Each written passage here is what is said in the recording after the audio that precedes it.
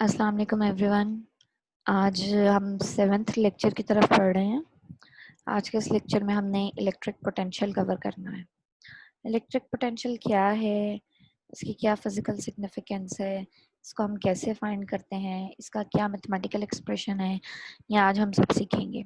ठीक है, मैं वीडियो प्ले करूँगी और वीडियो को बीच में स्टॉप करके तो मैं आपको साथ साथ एक्सप्लेन करूँगी। ठीक है, चलिए वीडियो प्ले करते हैं। बिस्मिल्लाह। Bismillahirrahmanirrahim. Today's topic is electric potential. Electric potential को एक्सप्लेन करने के लिए हम दो ऑपोजिटली चार्ज प्लेट कंसिडर करते हैं। एक को प्लेट ए का नाम दे देते हैं, दूसरी को प्लेट बी का नाम दे देते हैं।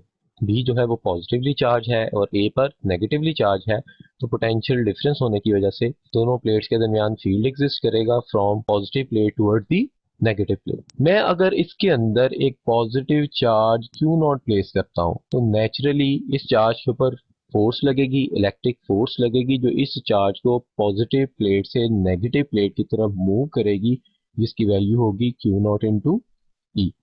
पॉजिटिव प्लेट रिपेल करेगी, नेगेटिव अट्रैक्ट करेगी और चार्ज काइनेटिक एनर्जी गेन करेगा due to this force Q naught into ई।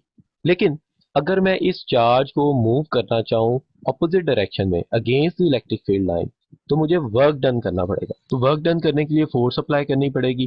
तो मैं एफ फोर्स अप्लाई करता हूँ against the electric field lines, जिसकी वजह से चार्ज पॉइंट ए से बी की तरफ मूव करेगा और पोटेंशियल एनर्जी गेन करेगा, बिल्कुल इसी तरह जैसा कि मैं अर्थ सरफेस से किसी भी बॉडी को पिक करता हूँ और उसे सर्टन हाइट तक लेकर जाता हूँ। तो ये काम करने में मुझे वर्क डन करना पड़ता है और यही वर्क डन उस बॉडी में ग्रेविटेशनल पोटेंशियल एनर्जी की फॉर्म में स्टोर हो जाता है।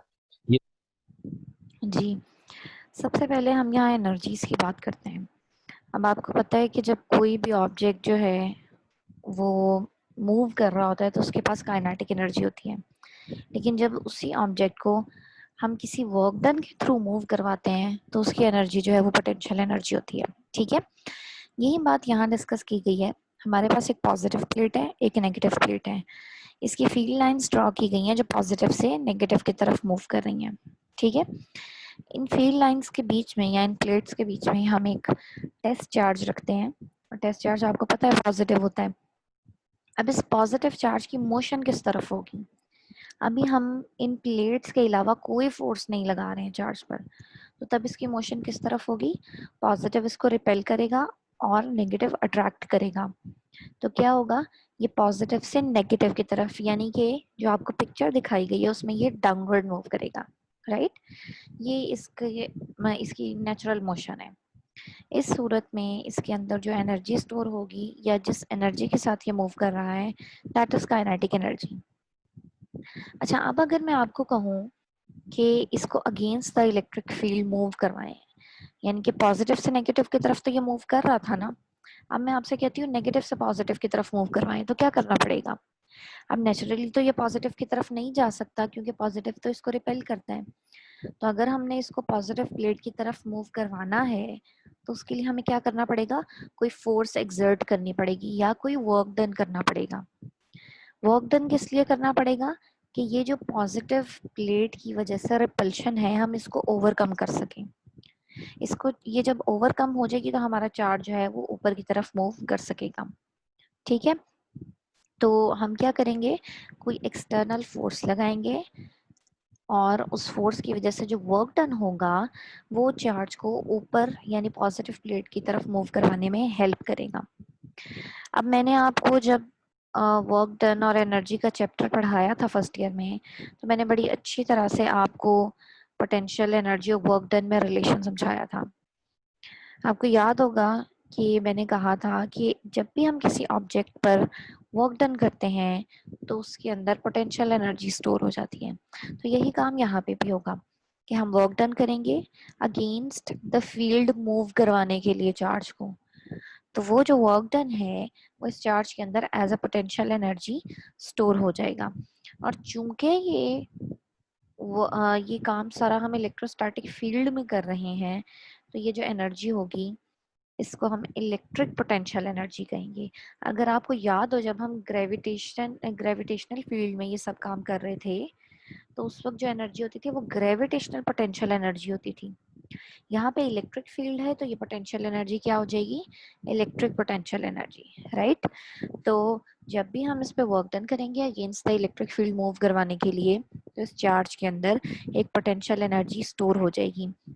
और चूंकि हम इसको पॉइंट ए से पॉइंट बी की तरफ लेके जा रहे हैं, यानी नेगेटिव से पॉजिटिव प्लेट की तरफ लेके जा रहे हैं, तो ये पोटेंशियल एनर्जी एक्चुअली क्या होगी, ये पोटेंशियल एनर्जीज का डिफरेंस होगा, potential energy at A and potential energy at B. ठीक है, इन दोनों पोटेंशियल एनर्जीज का डिफरेंस होगा। Okay, let's play the video. सारा प्रीवियसली पढ़ा था फर्स्ट ईयर के अंदर आपने। यही काम जब मैंने इस फील्ड में किया, इलेक्ट्रिक फील्ड के अंदर के फोर्स अप्लाई की और against the electric field lines work done किया, तो मेरा ये वर्क डन जो है इलेक्ट्रिकल पोटेंशियल एनर्जी की फॉर्म में बॉडी में क्या हो जाता है, स्टोर हो जाता है। दिस मीन्स कि my work done is equal to change in potential energy जो कि ए से बी तक मूव करने में आई। लेकिन ये फोर्स अप्लाई करते हैं हम सर्टेन कंडीशंस के अंदर, कि चार्ज को फोर्स अप्लाई करने के बाद जब मूव करना है ए से बी तक, तो चार्ज इक्विलिब्रियम कंडीशन में रहना चाहिए। इक्विलिब्रियम की डेफिनेशन क्या थी, कि चार्ज या तो रेस्ट पर हो और अगर मूव करे तो यूनिफॉर्म वेलोसिटी से मूव करे, एक्सेलरेशन नहीं होना चाहिए। लेकिन हमें पता है फोर्स किसके बराबर होती है, F is equal to M A. और डेफिनेटली जब किसी बॉडी पे फोर्स लग रही होगी तो एक्सेलरेशन प्रोड्यूस होगा और इक्विलिब्रियम की कंडीशन सेटिस्फाई नहीं होगी। हम इसके लिए करते क्या है कि हम फोर्स भी अप्लाई करें और इक्विलिब्रियम की कंडीशन भी सेटिस्फाई हो, तो इसके लिए हम अप्लाइड फोर्स को क्यू नॉट इंटू ई के इक्वल रखते हैं। हम फोर्स इस तरह अप्लाई करते हैं कि हमारी अप्लाइड फोर्स जो है वो electrostatic force Q naught into E के क्या हो, ऑपोजिट डायरेक्शन में हो और इक्वल इन मैग्नीट्यूड हो। तो दोनों फोर्सेज एक दूसरे को क्या करेंगी, कैंसिल कर देंगी, और कैंसिल करने से नेट फोर्स जीरो होगी, जिसकी वजह से एक्सेलरेशन भी क्या होगा, जीरो होगा और चार्ज पॉइंट ए से बी की तरफ मूव करेगा against electric field line with uniform velocity. लेकिन इस मोशन को स्टार्ट करने के लिए हम इनिशियली फोर्स जो है वो इलेक्ट्रोस्टैटिक फोर्स जो डाउनवर्ड डायरेक्शन में एक्ट कर रही है उससे माइनस ही ज्यादा लगाते हैं और उसके बाद दोनों को इक्वल कर देते हैं। दोनों फोर्सेज एक दूसरे को कैंसिल करती हैं और चार्ज यूनिफॉर्म वेलोसिटी से मूव करता है। जी, तीसरा पॉइंट यहाँ क्या डिस्कस हुआ है, हमने कहा था कि अगेंस्ट द फील्ड मूव करवाने के लिए हमें कोई वर्क डन करना पड़ेगा, वर्क डन करने के लिए हमें कोई फोर्स लगानी पड़ेगी। अब जब भी हम फोर्स लगाते हैं तो ऑब्वियसली एक्सेलरेशन प्रोड्यूस होता है। ये एक्सेलरेशन जो है ये यूनिफॉर्म मोशन को खराब करता है। ठीक है, अब हमने ये पढ़ा है कि जब भी हमने कोई काम करना है, अपने ऑब्जेक्ट को हमने यूनिफॉर्म मोशन में रखना है, इक्विलिब्रियम में रखना है। चार्ज को जब हम अगेंस्ट द फील्ड मूव करवाएंगे तो हमने उसको इक्विलिब्रियम में रखना है। और इक्विलिब्रियम का क्या मतलब होता है, हम अच्छी तरह से जानते हैं। इक्विलिब्रियम का मतलब है कि उस पर लगने वाली फोर्सेस जो है वो बैलेंस्ड हो और चार्ज जो है या तो रेस्ट पर हो और अगर मूव कर रहा हो तो वो यूनिफॉर्म वेलोसिटी के साथ मूव कर रहा हो। तो जब हम फोर्स लगाएंगे एक्सीलरेशन प्रोड्यूस होगा, तो यूनिफॉर्म वेलोसिटी तो नहीं रहेगी। तो अब हम ऐसा क्या करें कि हमारा चार्ज जो है वो ड्यूरिंग मोशन इक्विलिब्रियम में रहे। उसका तरीका ये है कि जो हम एक्सटर्नल फोर्स अप्लाई करेंगे वो फोर्स चार्ज पर लगने वाली इलेक्ट्रोस्टैटिक फोर्स के बराबर होनी चाहिए। देखें, इलेक्ट्रोस्टैटिक फोर्स इस फिगर के अंदर आपको नजर आ रहा होगा डाउनवर्ड एक्ट कर रही है और हम जो फोर्स लगाएंगे अगेंस्ट द फील्ड वो अपवर्ड होगी। तो अपवर्ड और डाउनवर्ड मोशन, अपवर्ड और डाउनवर्ड फोर्सेस बराबर होनी चाहिए। तो इसका क्या मतलब है कि हम जो फोर्स अप्लाई करेंगे वो किसके बराबर होनी चाहिए, इलेक्ट्रोस्टैटिक फोर्स के, यानी कि क्यू नॉट ई के।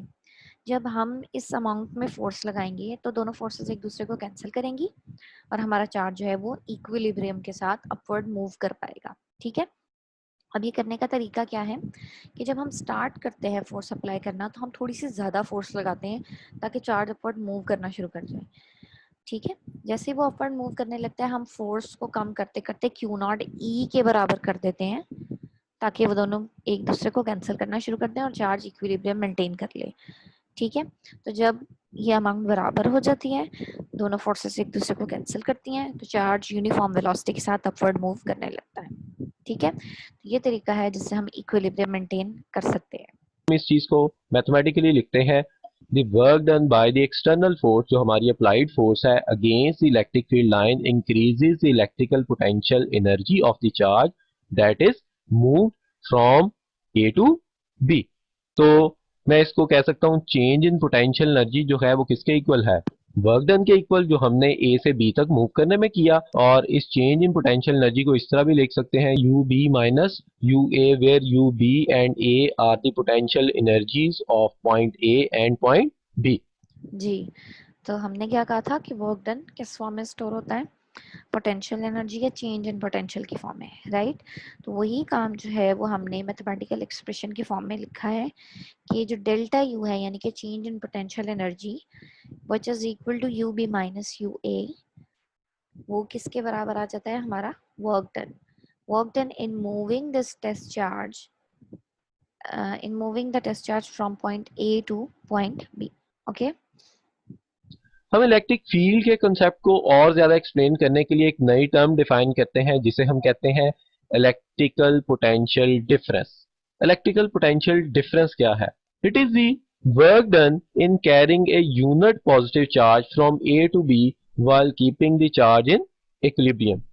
इसे मैथमेटिकली लिखना चाहें, अच्छा, तो अब अगर हम ये अभी सारे सिचुएशन जो हमने डिस्कस की है, सारी स्टोरी जो मैंने आपको बताई है, चार्ज पर वर्क डन होगा, अगेंस्ट द फील्ड मूव करेगा, इससे अगर हम चाहें तो इलेक्ट्रिक पोटेंशियल की एक नई डेफिनेशन अखज़ कर सकते हैं। वो क्या होगी कि अब देखिए हमने क्या किया एक्चुअली, हमने एक टेस्ट चार्ज पर या यूनिट पॉजिटिव चार्ज पर वर्क डन किया है और उसको अगेंस्ट द फील्ड मूव करवाया है पॉइंट ए से पॉइंट बी की तरफ, ठीक है। तो यही जो है ये डेफिनेशन भी बन जाएगी, क्या बनेगी, the work done in carrying a unit positive charge from A to B while keeping the charge in equilibrium, ठीक है। तो इलेक्ट्रिक पोटेंशियल डिफरेंस क्या है, it is actually the work done in carrying a unit positive charge from A to B while keeping the charge in equilibrium.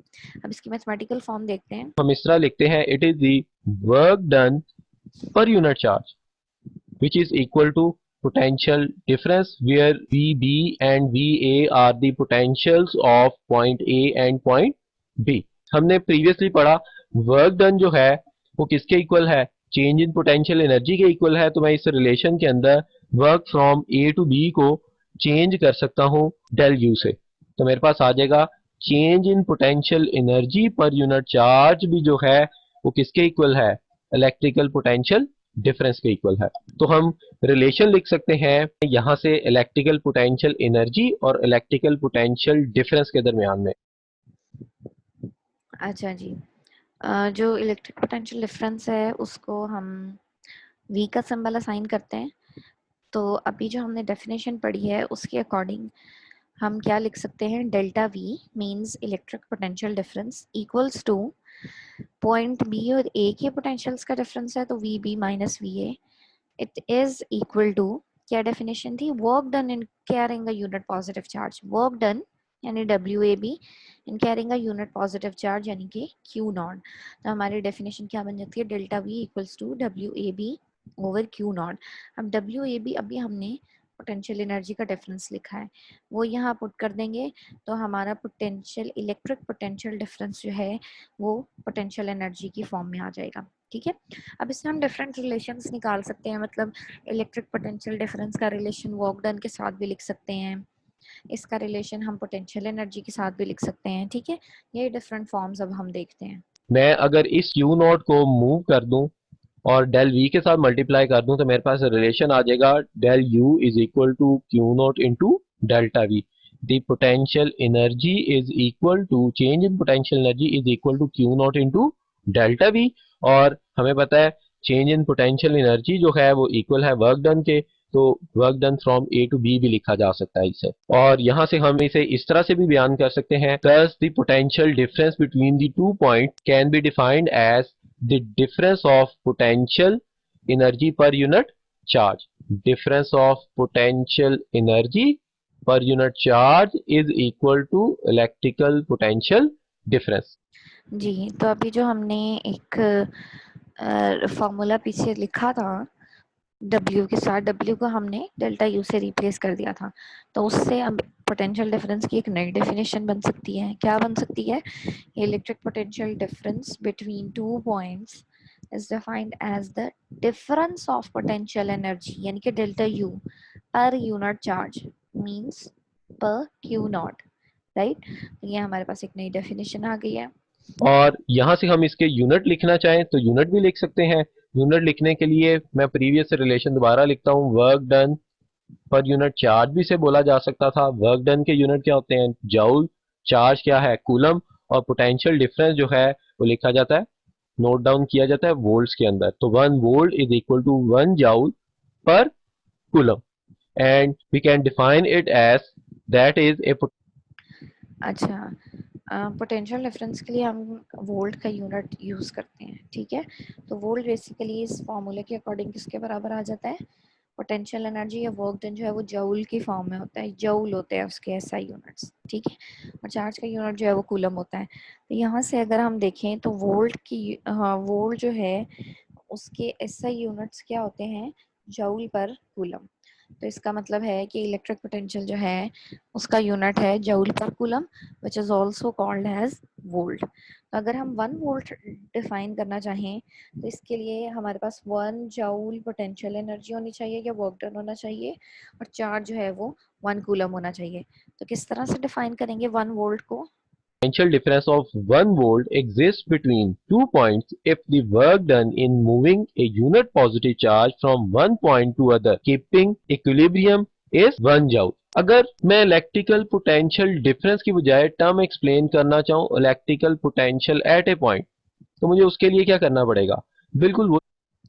अब हम क्या करने लगे हैं, अब हम आपको याद होगा हमने जब वर्क और एनर्जी वाला चैप्टर पढ़ा था फर्स्ट ईयर में, वहाँ पे हमने potential energy, gravitational potential energy पहले डिफरेंस कैलकुलेट किया था, फिर उसको एक सिंगल पॉइंट पर डिराइव किया था उसका एक्सप्रेशन।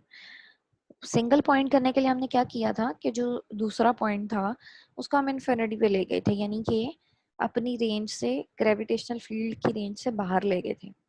जब बाहर ले गए थे तो वहां पे मौजूद जो पोटेंशियल एनर्जी थी वो जीरो हो गई थी, ठीक है।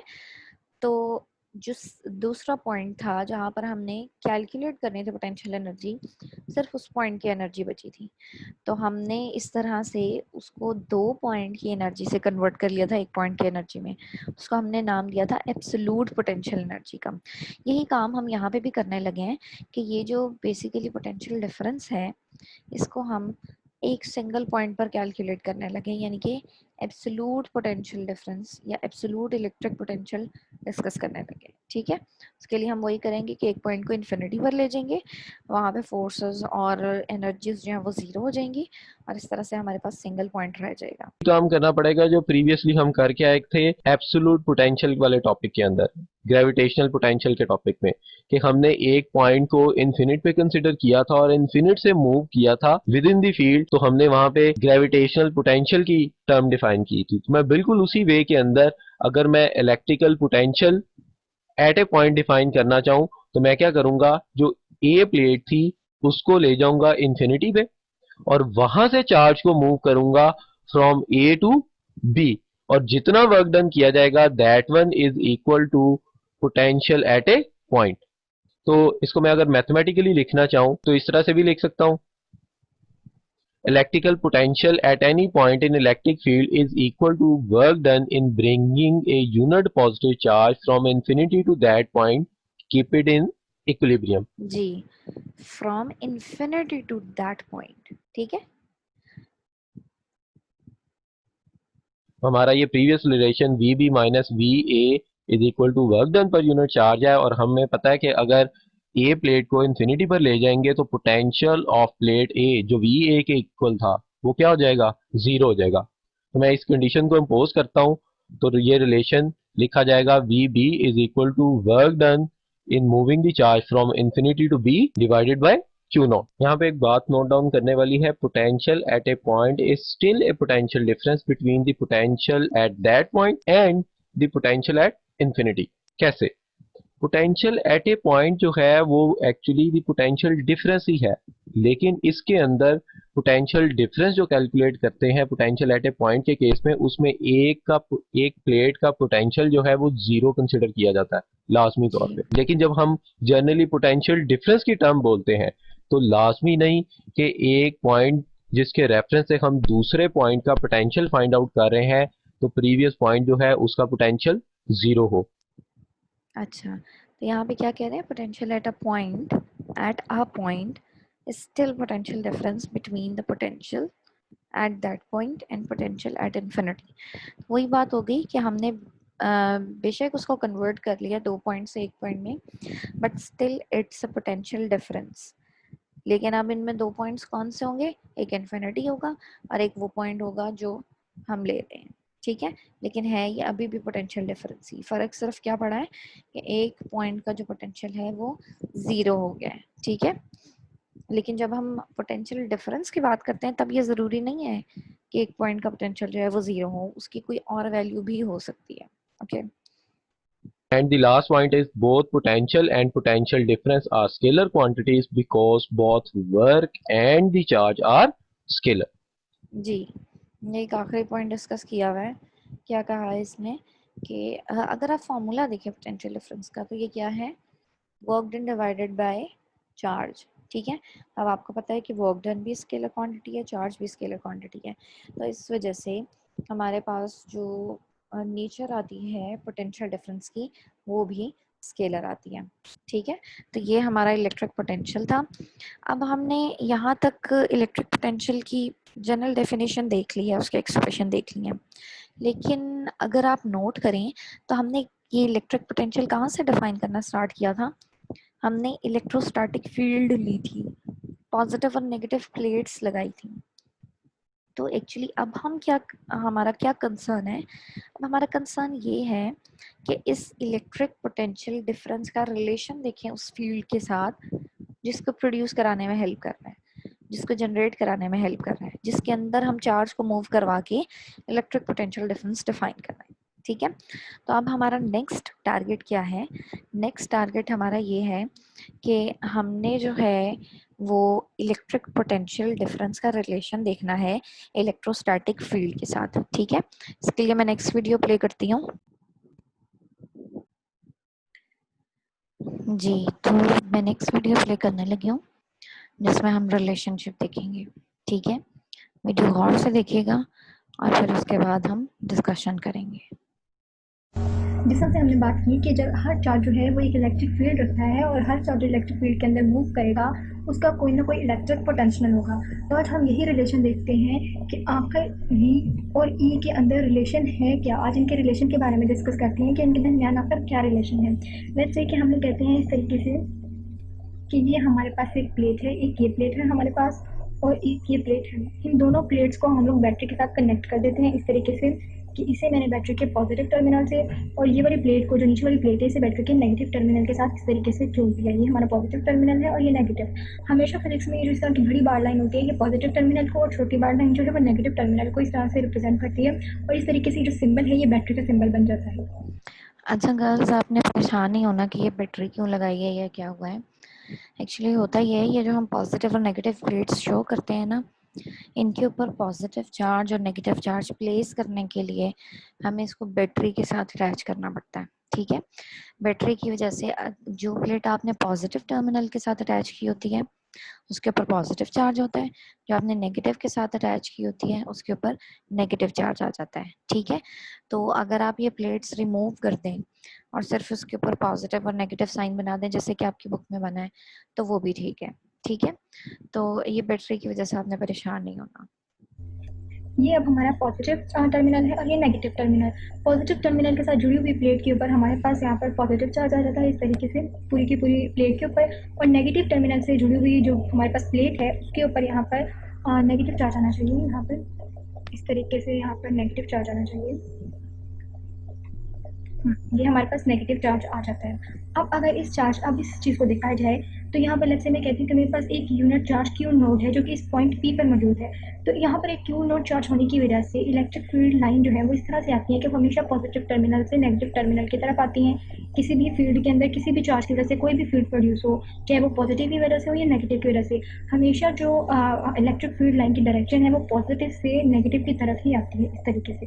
ये हमारी जो है वो डायरेक्शन आ गई। इसे इस तरह से मुझे रिप्रेजेंट करना चाहिए। इस तरीके से ये हमारे पास जो है इस तरह से इलेक्ट्रिक फील्ड लाइंस की डायरेक्शन आ गई। और इन इलेक्ट्रिक फील्ड लाइन के अंदर मैं लेट कर लेती हूँ कि ये मेरे पास क्यू नोट चार्ज है जो कि एक पॉइंट पी पर पड़ा है। अब प्लेट ए पर लेट करती हूँ कि ये जो वोल्टेज है इस पॉइंट पर, इसे वी बी का नाम दे देती हूँ इस प्लेट के ऊपर, और इस प्लेट के ऊपर जो वोल्टेज है उसे मैं वी ए का नाम दे देती हूँ। अब अगर मैं ये कहूँ कि मेरा यूनिट चार्ज क्यू नोट जो है वो पॉइंट पी से मूवमेंट करता हुआ पॉइंट बी की तरफ जा रहा है, यानी कि वो इस तरह से मूवमेंट कर रहा है कि वो कम पोटेंशियल वाले पॉइंट से ज़्यादा पोटेंशियल वाले पॉइंट की तरफ जा रहा है, तो इस क्यू नोट का जो पोटेंशियल डिफरेंस होगा डेल्टा वी, वो इस तरह से आ जाएगा कि V B minus V A, यानी कि हमारा क्यू नोट चार्ज जो है वो कम पोटेंशियल वाले पॉइंट से, ये जो कि पी पॉइंट पर पड़ा है और पी जो है वो नेगेटिव चार्ज प्लेट के नियर है, और यहाँ पर जो पोटेंशियल है वो वी ए है जो कि कम है वी बी से। तो हमारा जी ये वही सिचुएशन है जो कल हमने देखी थी कि एक चार्ज था क्यू नॉट, टेस्ट चार्ज था, जिसको हम नेगेटिव प्लेट से पॉजिटिव प्लेट की तरफ मूव करवा रहे थे, यानी कि अगेंस्ट द फील्ड मूव करवा रहे थे। और इस सूरत में जो हमारे पास इलेक्ट्रिक पोटेंशियल डिफरेंस आया था वो क्या आया था, V B minus V A. ये वही चीज़ जो है आपकी दोबारा से रिपीट हो रही है। और एक बात और, यहाँ पे कम पोटेंशियल और ज़्यादा पोटेंशियल की बात की गई है।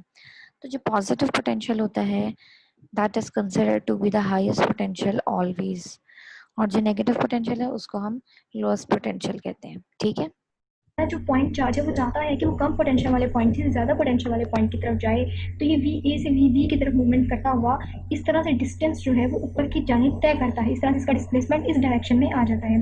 लेकिन अब आप देखें तो हमारी इलेक्ट्रिक फील्ड लाइन की डायरेक्शन डाउनवर्ड है, और जिस डायरेक्शन में इलेक्ट्रिक फील्ड लाइन होती है उसी डायरेक्शन में इलेक्ट्रोस्टैटिक फोर्स एक्ट करती है। इसका मतलब हुआ कि इस चार्ज क्यू नॉट पर जो इलेक्ट्रोस्टैटिक फोर्स एक्ट कर रही है वो डाउनवर्ड डायरेक्शन में इस तरीके से है, क्योंकि इलेक्ट्रिक फील्ड की डायरेक्शन हमेशा इलेक्ट्रोस्टैटिक फोर्सेस की डायरेक्शन की सिमिलर होती है। अब इलेक्ट्रिक फील्ड लाइन यानी कि इलेक्ट्रिक इंटेंसिटी की बात कर रही हूँ ना, इलेक्ट्रिक इंटेंसिटी किसी भी पॉइंट पर रिप्रेजेंट करने के लिए इलेक्ट्रिक इंटेंसिटी को हमें इलेक्ट्रिक फील्ड लाइन लगाना पड़ती है, और इलेक्ट्रिक फील्ड लाइन की डायरेक्शन हमेशा इलेक्ट्रोस्टैटिक फोर्स के सिमिलर होती है, वो इलेक्ट्रोस्टैटिक फोर्स जो इस क्यू नॉट चार्ज पर एक्ट कर रही है। अब हमारी इलेक्ट्रोस्टैटिक फोर्स डाउनवर्ड है और इस चार्ज ने अपवर्ड डायरेक्शन ट्रैवल करनी है, यानी कि अपवर्ड डायरेक्शन में ये चाह रहा है कि डिस्प्लेसमेंट ट्रैवल करे। तो इस तरीके से इन दोनों के दरमियान जो एंगल है वो 180 का आ जाता है।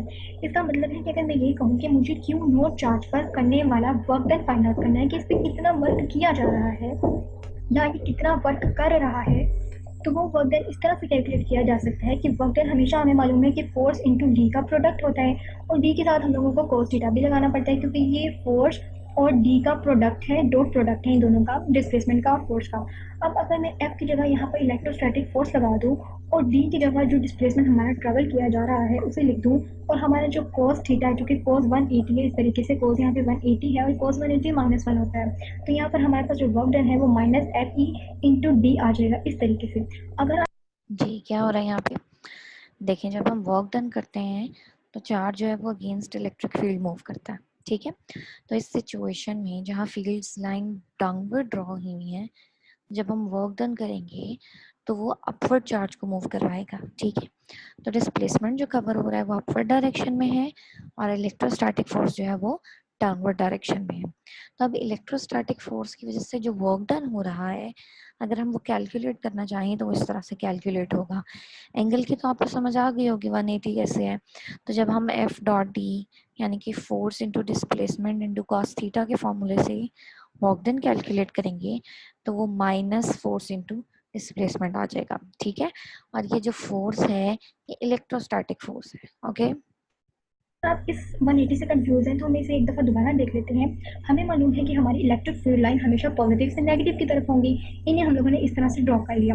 अब हमने कहा कि हमने वोल्टेज यानी कि वी ए प्लेट के नज़दीक, जहाँ उस प्लेट के नज़दीक यहाँ पर यानी कि ये हमारी नेगेटिव प्लेट है ना, यहाँ पर हमने एक पॉइंट सपोज कर लिया पी। इस पॉइंट पी पर इस प्लेट के ऊपर जो वोल्टेज है वो वी ए वोल्टेज है, ये पॉइंट है वो कम वोल्टेज से वी बी वोल्टेज जो कि पॉजिटिव चार्ज का वोल्टेज है वो ज़्यादा है उसकी तरफ मूवमेंट शो करता है, तो चार्ज ऊपर की तरफ जाना चाह रहा है। तो इसका मतलब इसका डिस्प्लेसमेंट अपवर्ड डायरेक्शन में है, क्योंकि ये कम वोल्टेज से ज़्यादा वोल्टेज की तरफ जा रहा है, तो इसका वोल्टेज या पोटेंशियल डिफरेंस जो है वो V D minus V A है।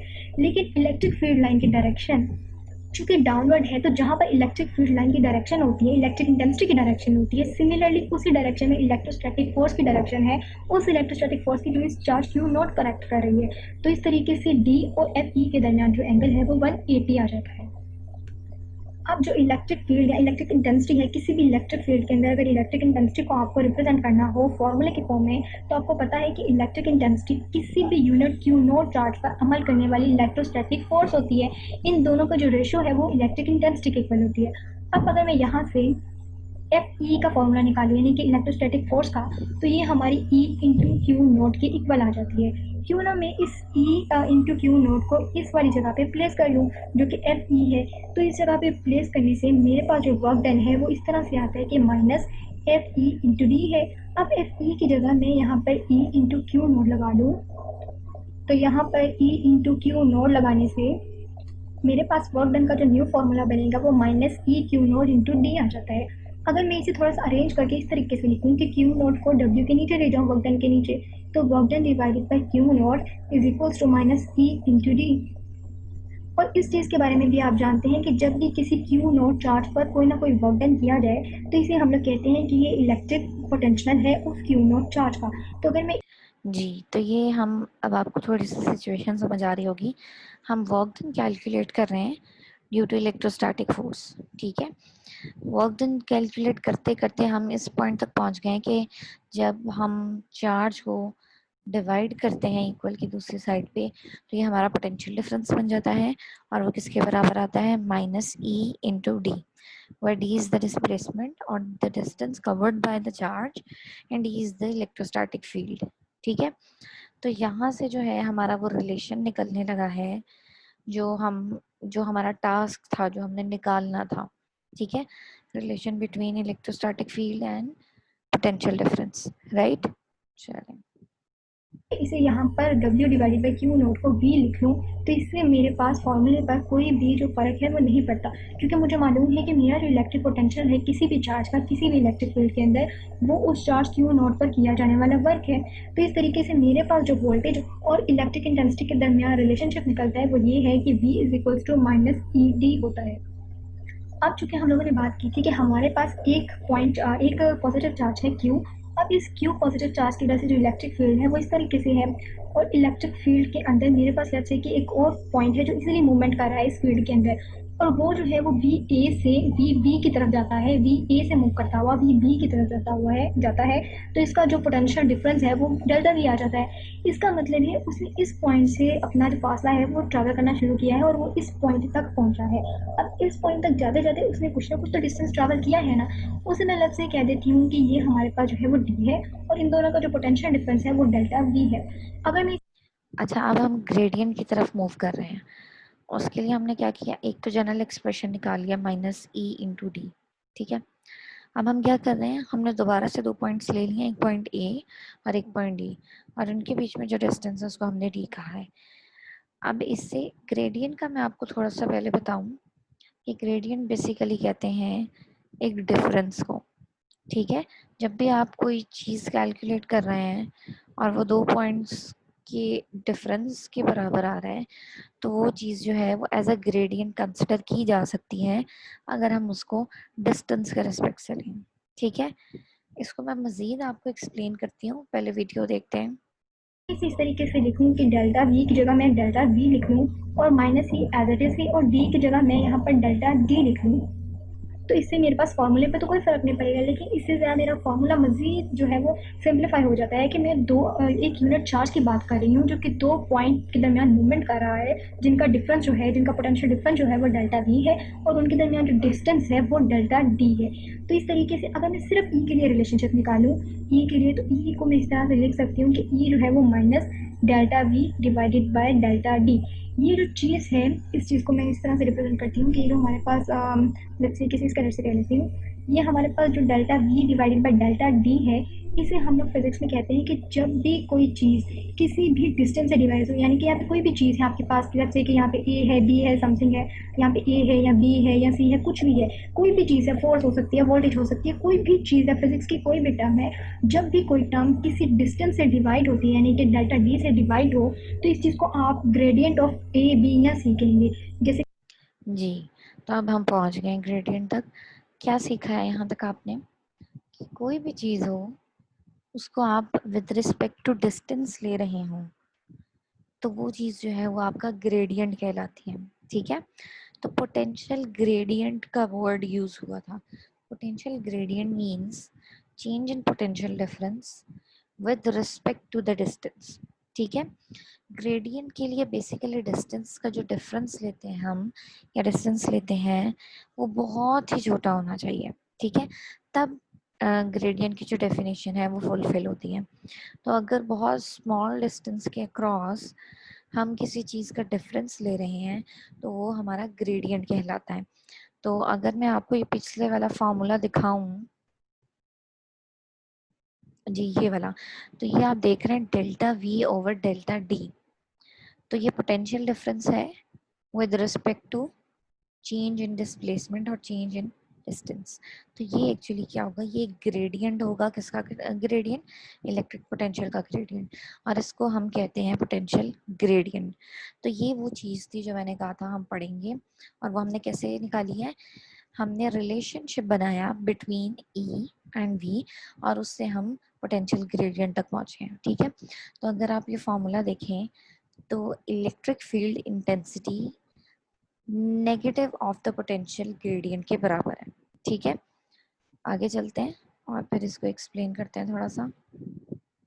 ग्रेडियंट ऑफ ए बी या सी के लिए, जैसे कि हम लोगों ने यहाँ पे वोल्टेज को डिवाइड किया है डिस्टेंस से, तो हम लोग इस तरह से कह सकते हैं कि जो हमारी इलेक्ट्रिक इंटेंसिटी है वो माइनस ग्रेडियंट ऑफ वी है, यानी कि हमारी electric intensity minus gradient of V electric voltage electric potential आ जाती है, या हमारा इलेक्ट्रिक पोटेंशियल जो है वो माइनस ई डी के इक्वल आ जाता है। तो ये दोनों फॉर्मूले जो हैं जिनका आपस में रिलेशनशिप बताते हैं। अगर आप इसे मज़ीद भी सिंप्लीफाई करना चाहें तो आप ये भी कह सकते हैं कि जी मैं डेल्टा डी की जगह डेल्टा आर लिख सकता हूँ, यानी कि इन दोनों लिख सकती हूँ, मीन्स ये दोनों आपके पास जो पॉइंट है, अगर आप डेल्टा डी की जगह बार सिचुएशन हो सकते हैं तो जिसमें बार जगहों पर आपको डेल्टा डी की जगह डेल्टा आर लगाना पड़े।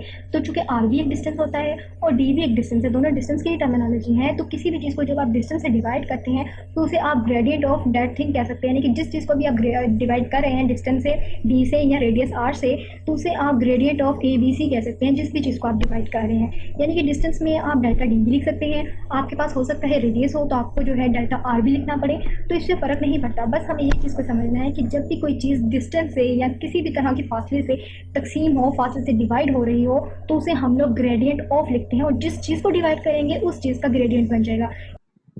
जी, तो अब यहाँ पे आपको बताया है कि अगर रेडियस हो तो हम डेल्टा डी की जगह डेल्टा आर भी लिख सकते हैं। ठीक है, कोई भी हो, चाहे रेडियस हो चाहे सिंपल डिस्टेंस हो, अगर आपका ऑब्जेक्ट एक पॉइंट से दूसरे पॉइंट तक कोई डिस्टेंस कवर कर रहा है, ठीक है, वो किसी भी फॉर्म में हो, चाहे रेडियस हो चाहे लीनियर डिस्टेंस हो, सिंपल डिस्टेंस हो, तो आप जब किसी चीज़ को उस डिस्टेंस से डिवाइड करेंगे वो आपका ग्रेडियंट कहलाएगी।